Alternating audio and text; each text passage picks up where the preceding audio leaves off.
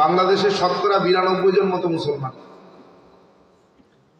এই দেশে কোথাকার কি বাউলরা, আবাল সরকারের মতো বাউলরা। কার মতো? আবাল সরকার। আবুল কোয়েন না, খবরদার। আবাল সরকারের মতো বাউলরা এসে বলে আল্লাহ নাকি কোরআনের মধ্যে নাচতে বলছে।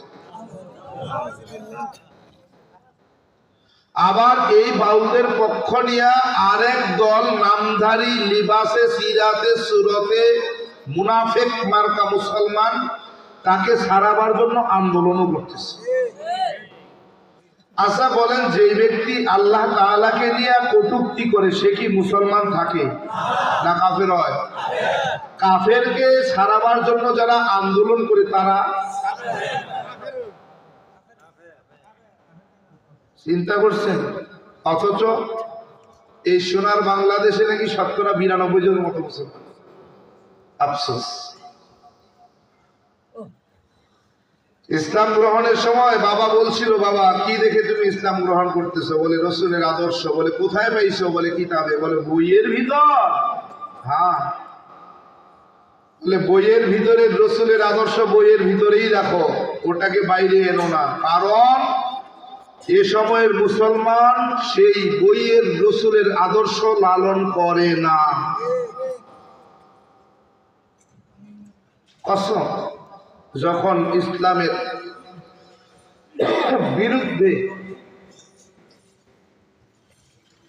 নাস্তিকেরা কথা বলে আর মুসলমান ঘরে বসে থাকে, তখন বাবার কথা খুব স্মরণ হয়। আহারে, বাবা তো বোধহয় এজন্যই আমাকে সতর্ক করেছিলেন।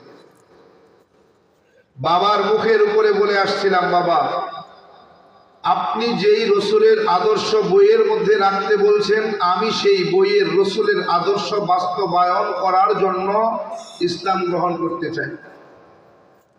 বাবা বলছিল পারবা না। আমি বাবাকে চ্যালেঞ্জ দিয়ে এসেছিলাম, ইনশাআল্লাহ তাআলা সুম্মা ইনশাআল্লাহ তাআলা আমি তা পারব। তারই ধারাবাহিকতায় এ পর্যন্ত আমার হাতে ২২১ জন কালেমা পড়ছে। কিন্তু আফসোস, অমুসলিমেরা ইসলাম বুঝে মুসলমান হচ্ছে, আর মুসলমানগুলো ইসলাম এর ভিতরে থেকে নাস্তিক আর মুরতাদ হয়ে যাচ্ছে। কি বেজার হইতেছেন? কথাগুলো একটু শক্ত হয়ে যাচ্ছে না? কিচ্ছু করার নাই, কারণ নমুসলিম